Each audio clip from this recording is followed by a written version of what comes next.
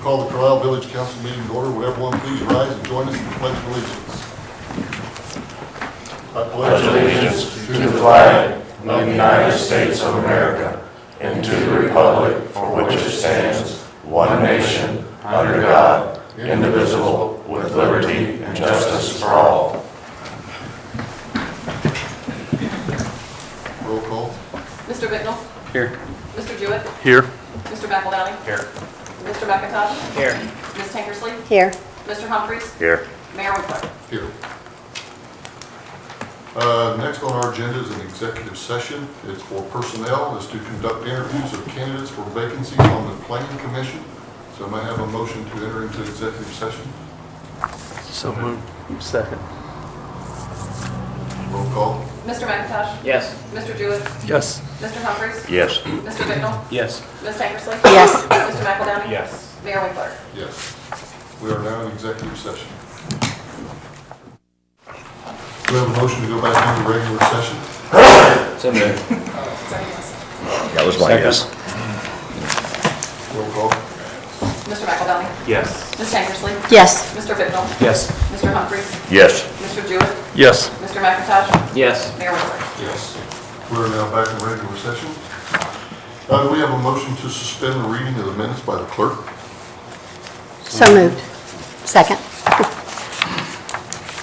Roll call. Ms. Tankersley? Yes. Mr. Humphries? Yes. Mr. Bicknell? Yes. Mr. McEldowney? Yes. Mr. McIntosh? Yes. Mr. Jewett? Yes. Mayor Winkler? Yes. Before you are the minutes of our June 26th meeting. Is there any additions or corrections to the minutes as presented? Hearing none, do we have a motion to adopt? So moved. Second. Roll call. Mr. McIntosh? Yes. Mr. Jewett? Yes. Ms. Tankersley? Yes. Mr. McEldowney? Yes. Mr. Humphries? Yes. Mr. Bicknell? Yes. Mayor Winkler? Yes. Minutes of June 26th have been adopted. Next on our agenda is our public forum. Is there anyone in the audience who would like to address council this evening? Please state your name and address for the record, please. My name is Claudia Tufts. I live on 7400 Diane. And I want to verbally slap all of you because I think it's ridiculous that you make people wait an hour and 15 minutes when you could have done this either before council or after council or on a different night. You've got people that come here and wanted to talk to you and you leave them set for an hour and 15 minutes. I think it's rude. I think it's inconsiderate. And I think you can do better than that. Thank you. Thank you. Is there anyone else would like to address council this evening? Please come to the podium, state your name and address for the record, please. My name is Jackie Lanehart, 961 Wilshire. I'm just trying to find out what the update on the RV situation is and would like to know why you guys are letting two different RVs, people live in them on Industry Drive, but you're telling us we can't have our RVs in our in our yards. I wasn't aware anyone was living in an RV. on There's Industry. one at Kitty Hawk. That motorhome has been there at least the last 3 summers that I know of. And there's one, the name of the business is not there. It's when you go from 123 down Industry, before you get to the curve, there's 3 buildings there. One of them's got like little shed buildings there. There's an RV that's pulled way back behind that building, and they're living in it. I've been by there several different times of the day, different times of the night. There's lights on in it at night, and they have a satellite. I don't know if they have it out there now, but there has been a satellite dish out there. Okay, well, we'll have our zoning officer check into that. Thank you. Thank you. Public forum is still open if anyone else would like to address council. Seeing none, we'll close the public forum. We'll move on to council reports. Mr. Bicknell, would you like to start this evening? I just would like to thank the 2 candidates who did come in and let us speak with them regarding the open positions on the planning commission, and that is all. Okay, thank you. Mr. Jewett? I had a couple of citizens approach me and ask me about why the railroad tracks are so rough and why they have been sawed and that why is the city not doing nothing about them. I spoke with Mrs. Duffy today, and just to let the citizens know, the railroad track crossings are not the responsibility of Carlisle. We are not allowed to do anything to those.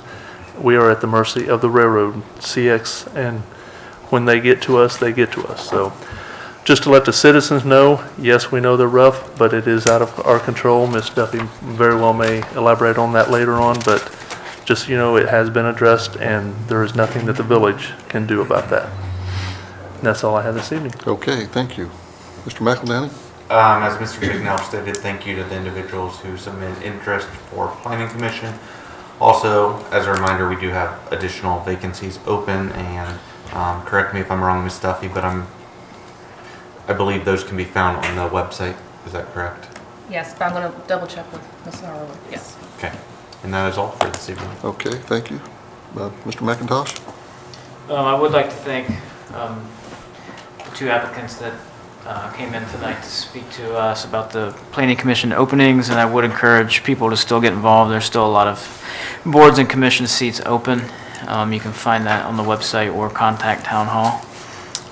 I would like to ask for a special events committee meeting for next council meeting, please. So if you can let the one citizen that's on it know, please. And I would like for Mr. Chief Bruck to be present too, please, if possible. And you want this after? After the next council meeting, please. Also, I would like to send condolences to the family of Franklin Clay. He served as our fire chief for, I believe, 6 years or so. I know that Carlisle and a lot of the other municipalities around had a good presence at his service and processional, so I appreciate the fire department doing that, and I'd like to send condolences to his family.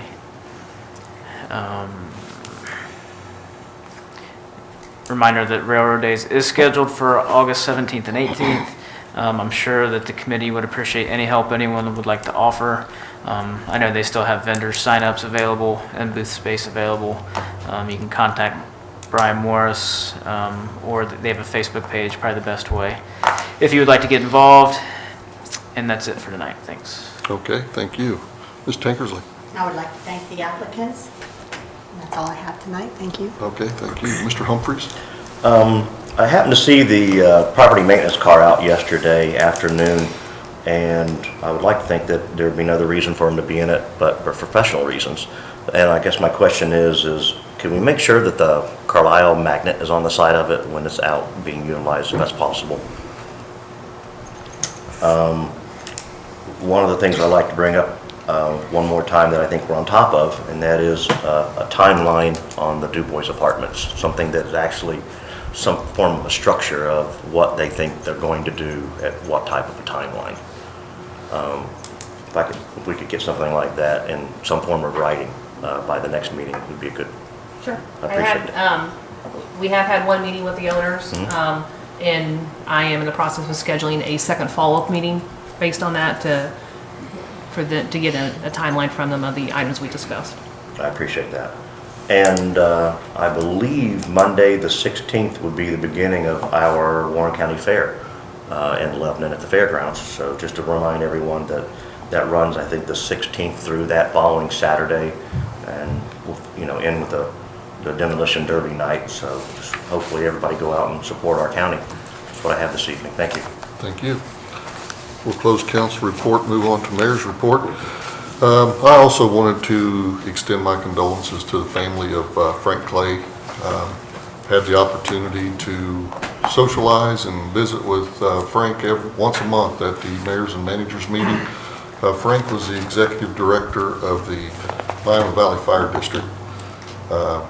He also taught at Sinclair College, the firefighters, I believe maybe EMS.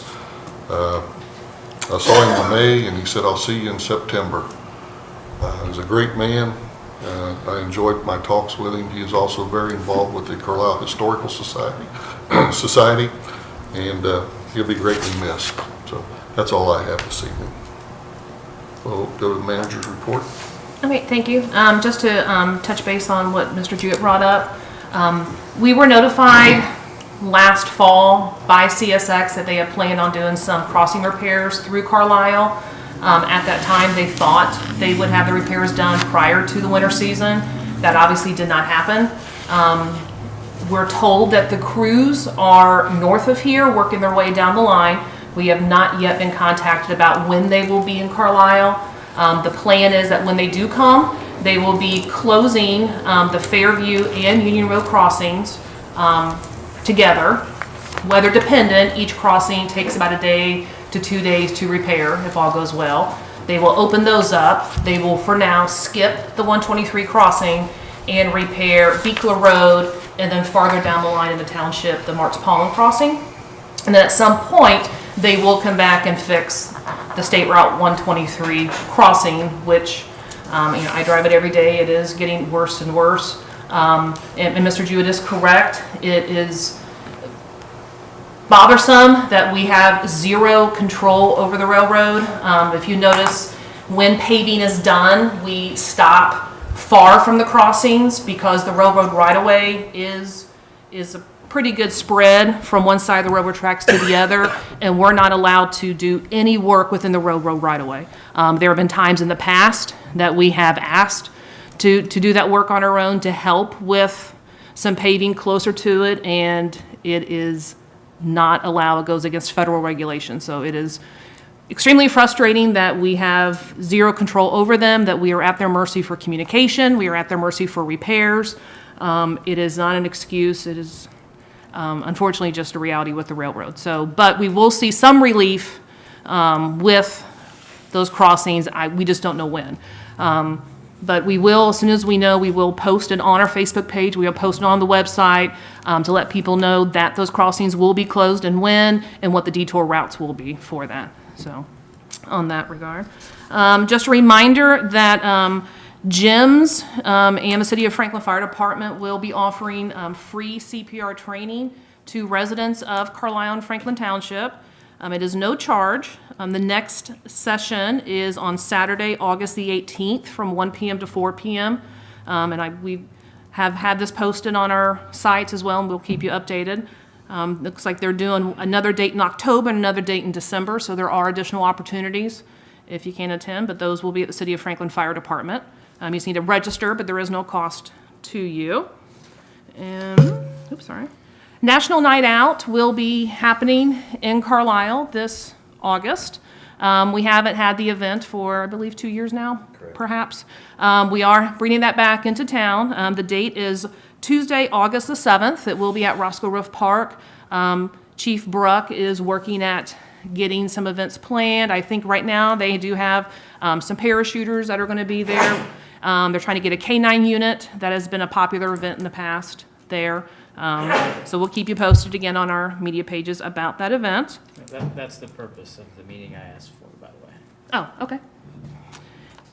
And one final thing, we were notified about an upcoming event. It is Labor Day weekend, specifically September the 2nd.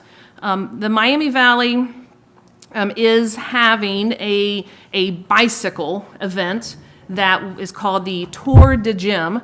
And it is a community bicycle event, a one-day event where there is a 100-mile route that is established that basically tries to touch at some point every community or every area in the Miami Valley as a way to promote the region. There are sections of the course you can ride for as little as 3 miles and be part of the event. You can do the entire tour, which is, I believe, 107 miles. You can have a team and kind of tag off on who does it. It's meant to be a fun day. It's meant to help promote the community. A portion of the route will come through Carlisle. We're told, based on best guesstimates, that you'll see a lot of bike traffic around 8 o'clock to about 10 o'clock that morning, and we'll keep you updated as it gets closer. Do you know where? They will be coming down 123 and heading out of town towards Germantown. So it will be on the main path. I'm not exactly sure where on the 100-mile loop we are to anticipate how many riders we could see, but we'll keep you posted on that. They're guessing they're going to have, for this inaugural event, 100 to 200 riders. I was at a meeting earlier in the year where this group talked about bringing this to the Dayton area, and they're basing it off of some really popular community events out west in Las Vegas and Arizona, where it is just turned into a great ability for communities to as it gets more popular, to be able to plan activities and for boosters and local organizations to set up little stands to help promote the area as well as their organization. So this is the first inaugural event. But if you're interested in more information or participating, they do have a website. It is tourdegym.org. And we'll have information on our website about that as well. And that's all I have this evening. Okay, thank you. We have no committee reports, no old business, but under new business, the Ohio Open Checkbook, Ryan Rushing, our Finance Director.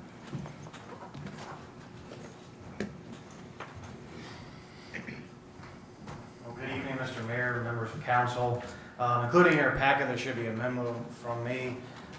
Before you tonight for discussion is the Ohio Open Checkbook Program. This program was brought to council's attention several years ago, and it has been revisited.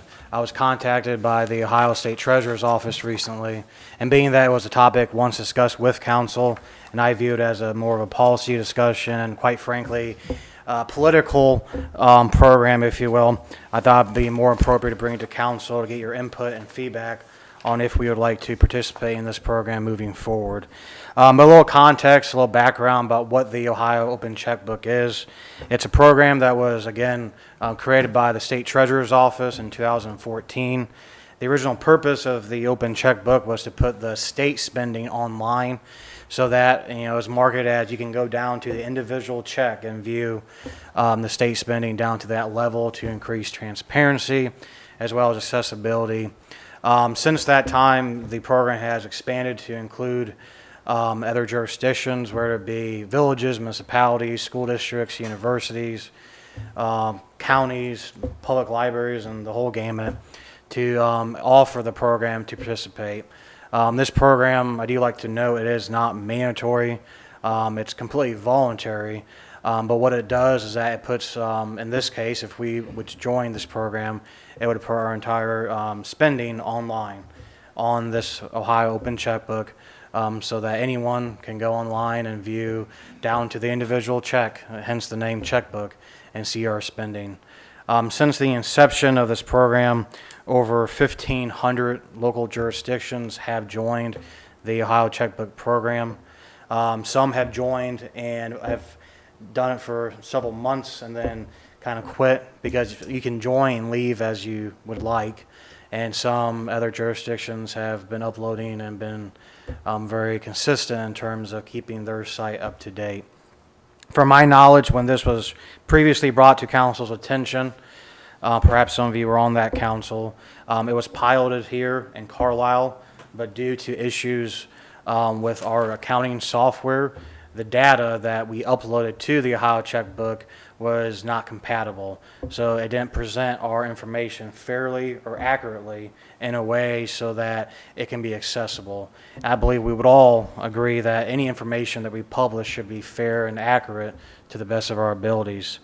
Since that time, as I mentioned, I was contacted by the State Treasurer's Office. Met with one of the representatives, I believe 2 or 3 weeks ago, and her and I talked. Since that time, she has actually reached out to our software company, which is Civica CMI, who have worked on a patch, if you will, to this bug of uploading the data so that it is presented fairly and accurately.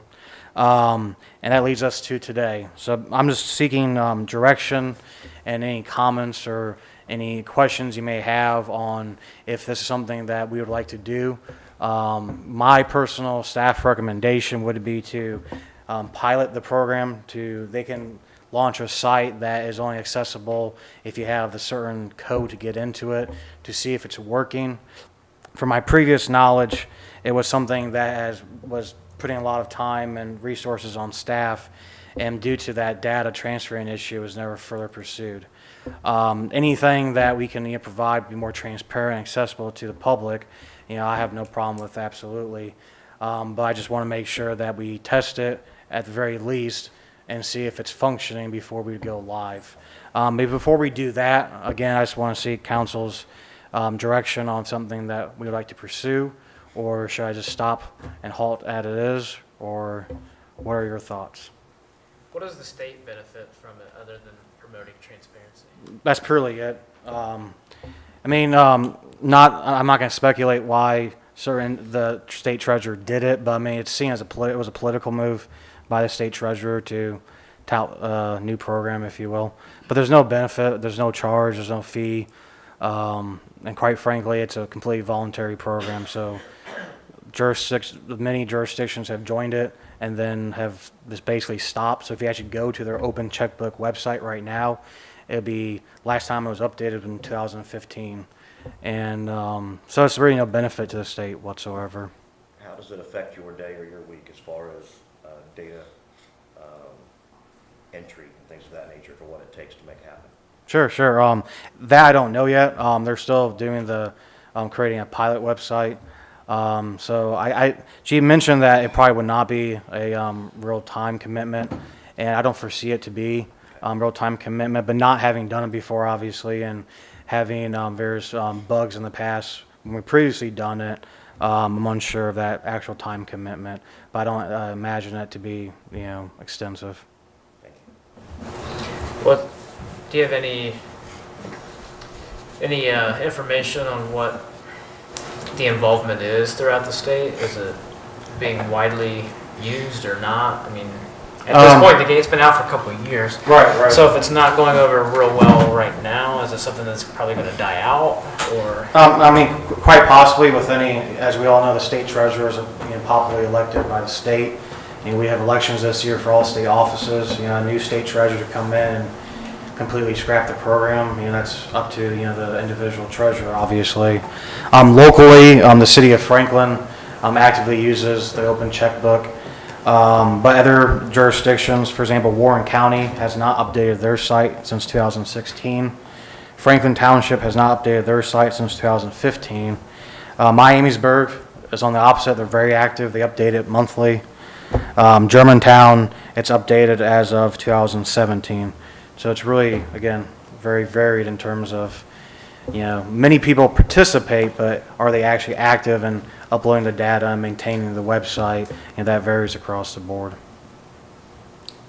I think it's worthwhile to explore further. I'm brought it up in 2016, and I think if maybe explore it further, see what the constraints would be on you during the workday, and report back to us, I guess. Sure. Yeah, my only concern is the accuracy of the information. I don't want to. Everything's public record anyway. Absolutely. But I don't want to push it out there if it's not right. I think you mentioned a good point. I have no problem putting it out there. as Sure, long as sure. It's right. Yeah. I mean, I think it goes back to, and we've had this discussion internally, but, content is great, but content without context is very dangerous. I mean, as we all know, many things on social media, Google, I mean, information nowadays is immediate, accessible. For how accurate, how fairly it's presented causes a lot of, misunderstandings, misnomers, and quite frankly, falsehoods that, put, certain things on the best of images. So I definitely agree with that. And software patches aren't always foolproof. Sure, absolutely. I have no problem with you experimenting, Mm-hmm. and going through with the pilot, and spot check some information. Just check it out and report back to us. Oh, no Do pun we, intended.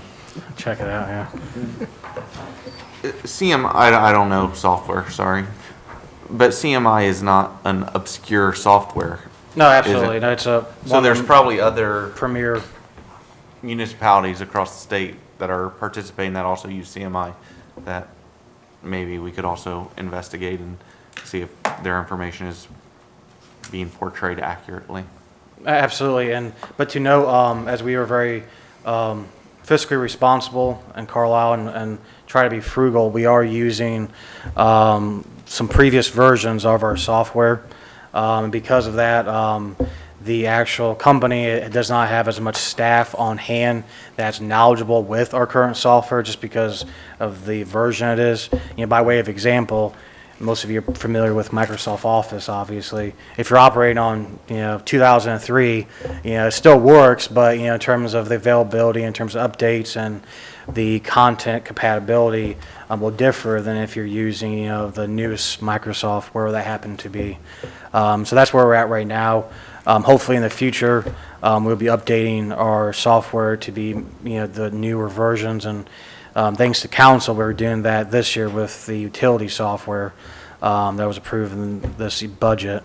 But moving forward, that'd be something else we'll be looking at, is making sure our software is up to date. Off topic, but is that software hosted locally or is that cloud-based? Is it server locally? That's probably a technical question. I'm not good with, He's nodding his head in the back, so. so, Is my understanding is Locally. we have a server, and part of that server is partitioned to be a CMI server. So they have a partition on the server, nod your head, yes, okay. And then we have the rest of the information on the server with protections and built-in backups. So we currently are hosting our own software. And as I recall, in the more recent versions of it, they are going more cloud-based. So future versions and iterations of the software, that could be a possibility. And historically, we tend not to be trendsetters when it comes to software. Historically, we have never really been in the first issue of any software for any platform. We're usually about 2 behind with CMI because it has met our current needs. We've never really been in a hurry to keep up with even close to being a newer version.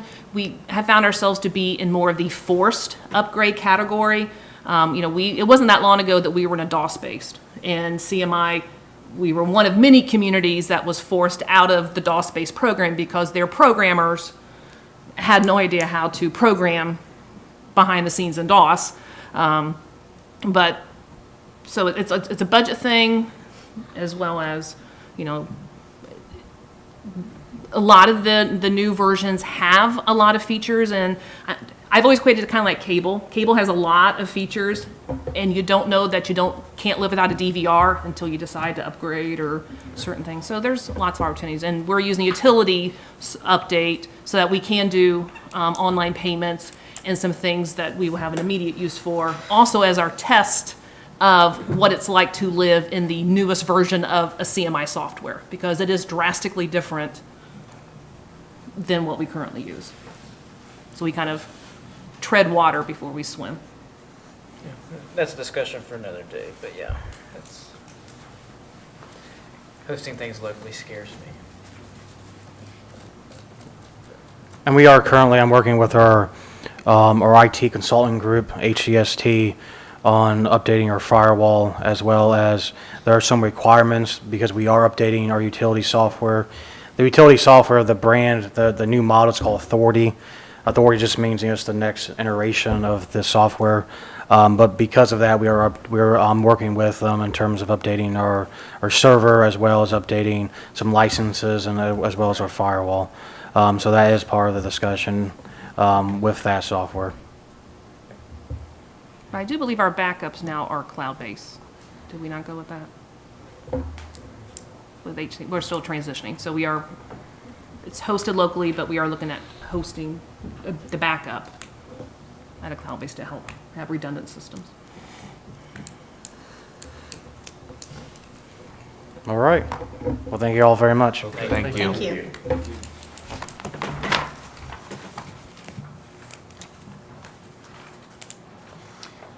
Still under new business, I would like to make a motion to accept the resignation of Martin Neal from the BZA. Do we have a second? Roll call? Mr. Bignall? Yes. Mr. McIntosh? Yes. Mr. Jewett? Yes. Mr. McEldowney? Yes. Mr. Humphries? Yes. Ms. Tankersley? Yes. Mayor Winkler? Yes. Mr. Neal's resignation has been accepted, but I'd also like to thank Mr. Neal for spending 25 years on the BZA. I'm not sure we included in your council packet, but I believe I sent you an email as well. We had another member of the BZA who submitted his letter of resignation. Mr. Morris? It's not in the packet. Okay. Mr. Morris has submitted his letter of resignation from the BZA as well. So that will, I'll provide you with a copy of his letter so that way you can accept his resignation at the next meeting. Okay. Okay. So we'll close new business. We'll move on to first readings of ordinances and resolutions. Resolution 1218, initiating amendments to zoning classifications, and that is on for an emergency. The reason for the emergency language, this is a resolution to initiate the official process to change zoning classifications on our zoning map. This comes out of two previous work session discussions where there were several parcels in town that are currently classified as M1 manufacturing.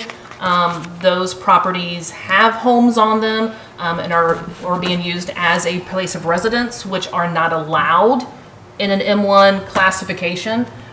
So they're not zoned properly for their current use nor prospective use. And the reason why that's a concern is if anything should happen to those residents, they would not potentially be allowed to rebuild as a home, even though those homes, I know Mr. Prater's has been a home since the 70s, because homes are not allowed in an M1. So we're just trying to clean up the map to match the map official use to what they are currently being used. There are a list of 16 of those properties through town that are on the list. In the course of our work session discussion, 2 additional property owners came forth and asked for their properties to be rezoned since they knew we were rezoning a bunch of properties. So they are also on the list. But this would officially send the list of properties to be rezoned to the Planning Commission for them to review and discuss. There will be a required public hearing at the Planning Commission. Notification letters will be sent to all the property owners, bless you, about inviting them to the public hearing. Planning Commission will make a recommendation either to go forward with the list, to modify the list, or to recommend these properties don't change. And then their recommendation will come back to council at a later date for a second public hearing with the property owners and to officially change the zoning classifications. The reason for the emergency is the next planning session to begin this lengthy process is set for August 2nd. So this allows us to get the required information out there. It'll be in the newspaper advertised, letters will be sent out to those property owners, inviting them back to the Planning Commission. Okay. So may I have a motion to suspend the rule requiring 3 readings, have 1 reading by title only, and declaring an emergency? So moved. Second.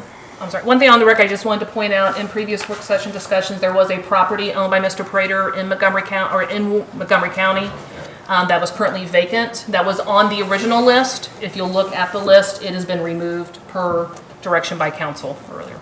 So just to state that for the record. That was second by Mr. McIntosh. Yes. Roll call. Mr. Humphries? Yes. Ms. Tankersley? Yes. Mr. Bignell? Yes. Mr. Jewett? Yes. Mr. McElDowney? Yes. Mr. McIntosh? Yes. Mayor Winkler? Yes. Yes. A resolution initiating the amendment of the Carlisle zoning map to change the zoning classification of specific parcels and requesting an emergency. Is there any further discussion? This is a vote to initiate, right, and not, Yes. this does doesn't not do change. anything. No, it just officially starts the process back at Planning Commission. This does not change the map at all. Thank you. We have a motion to adopt. So moved. Second. Roll call. Mr. Jewett? Yes. Mr. Humphries? Yes. Mr. Bignell? Yes. Mr. McElDowney? Yes. Ms. Tankersley? Yes. Mr. McIntosh? Yes. Mayor Winkler? Yes. Resolution 1218 has been adopted. Second and third readings of ordinance and resolutions. Ordinance 818, extending moratorium of medical marijuana with the municipality of Carlisle, on for a third and final reading. An ordinance extending a moratorium for a period of 1 year on the granting of any permit allowing retail dispensaries, cultivators, or any processors of medical marijuana within the municipality of Carlisle, Ohio. Any discussion? Motion to adopt? So moved. Second. Roll call. Mr. McIntosh? Yes. Mr. Bicknell? Yes. Mr. Humphries? Yes. Mr. McElDowney? Yes. Mr. Jewett? Yes. Ms. Tankersley? Yes. Mayor Winkler? Yes. Ordinance 818 has been adopted. Ordinance 1118, accepting the final plat of Eagle Ridge, Section 7, on for a third and final reading. An ordinance accepting the final plat of Eagle Ridge, Section 7, and confirming the dedication of easements. Any discussion? Motion to adopt? So moved. Second. Roll call? Mr. Humphries? Yes. Ms. Tankersley? Yes. Mr. Bicknell? Yes. Mr. Jewett? Yes. Mr. McElDowney? Yes. Mr. McIntosh? Yes. Mayor Winkler? Yes. Ordinance 1118 has been adopted. Ordinance 1218, amending Section 1274.17, parking in residential districts of the zoning code, on for a third and final reading. An ordinance amending Section 1274.17, parking and usage of recreational and passenger vehicles in residential districts of the zoning code. Any discussion? I'd like to make a mention before we vote that there's been a lot of time and effort put in on this. It's not, you know, we all sign up for this, being up here on council. Our goal is, at some level, to respect property values, to figure out, and there's no perfect plan. The diversification within this community of having homes that have gravel driveways, no curbs, gutters, or sidewalks that could cost, you know, a buyer's market at $50,000, and then a stone throw away, you have all of those amenities at $400,000. So there's no perfect plan to be able to cover that gamut. But there was a lot of time, there was a lot of effort that was taken into consideration. It's a very diverse community, and it's hard to make a rule that covers everyone that's a perfect plan. So on that note, please bear with us that if there's something that just doesn't fit, come to us, come to the manager, and help us understand, because there are going to be a few opportunities that there may be a variance that's offered because you're just an anomaly that just doesn't fit under this blanket. So bear with us. I believe we did the best we could with this, and there was a lot of time and effort, and that's what I have on my mind before vote. Thank you. Okay, thank you. Any further discussion? No, I would like to say thank you to all the property owners and everyone that came out during all those discussions. Presented, you know, sides and ideas that maybe we wouldn't have thought of otherwise. You know, not all the ordinances are perfect. I think a lot of them are a very good compromise on both sides. And they might need tweaked in the future, but I think it's much better than what we had. I agree. Yeah. Any other discussion or comments? Motion to adopt? So moved. Second. Roll call? Ms. Tankersley? Yes. Mr. McElDowney? Yes. Mr. Humphries? Yes. Mr. Bicknell? Yes. Mr. Jewett? Yes. Mr. McIntosh? Yes. Mayor Winkler? Yes. Ordinance 1218 has been adopted. That's all we have on our agenda for this evening. Do we have a motion to adjourn? So moved. Second. Roll call? Mr. Jewett? Yes. Mr. McIntosh? Yes. Ms. Tankersley? Yes. Mr. Bicknell? Yes. Mr. Humphries? Yes. Mr. McElDowney? Yes. Mayor Winkler? Yes. We are adjourned.